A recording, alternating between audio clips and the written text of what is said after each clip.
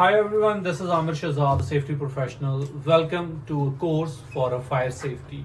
In this course, you'll be learning how we manage the fire, what is importance of fire, types of fires, and how we're gonna fight the fire.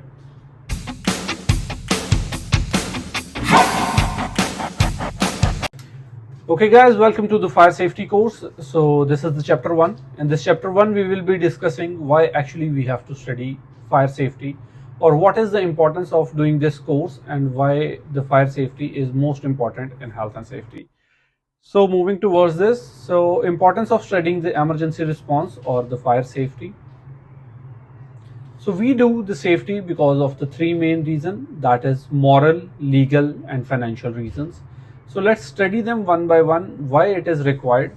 So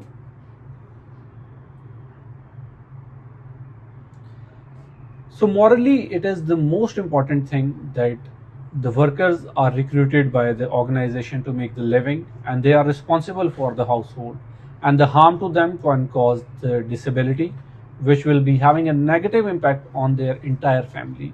So if something happens to that person, it will not only affect that person, it will affect his family, his friends and all his surrounding. That person, for example, if he is the only one who is earning at home, and if he got sick because of you or your organization, so that person has to stay at home for a longer period of time, which will affect his life very dramatically. So it is our moral responsibility that someone who is coming on site for working for us or for the organization, he has a right to go back safely home.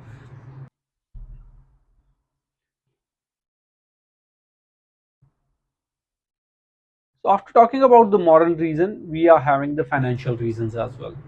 So if someone got hurt during the accident, or if he got sick or injured during the because of your work environment, or because of the work processes, so you will be having a production time lost, or an organization will be having a production time loss.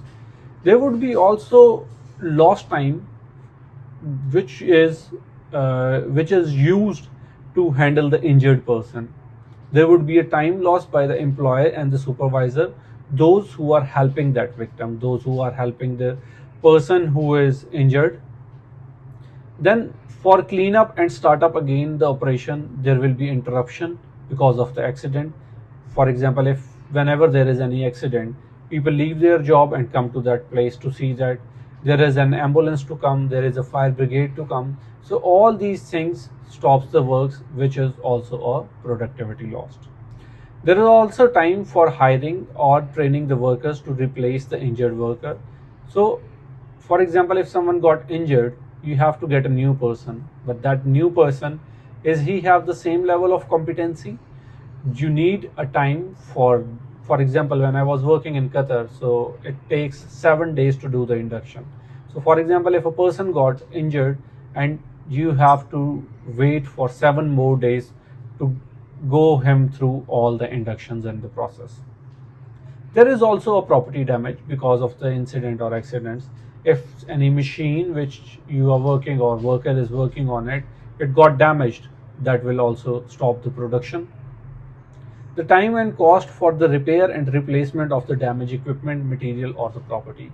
So if the machine got damaged, you need to buy a new machine, that will cost a money. For example, if it got halt because of some reason, you need to have a money for repair and maintenance, and the person who's coming for doing the repair and maintenance, he also have to pay, you also have to pay him. He also have to get into the site, do the training processes, induction processes, and then only he will be able to solve this. Otherwise you have to take the machine out, that will also a time loss. There is also a reduce in the morals of the workers.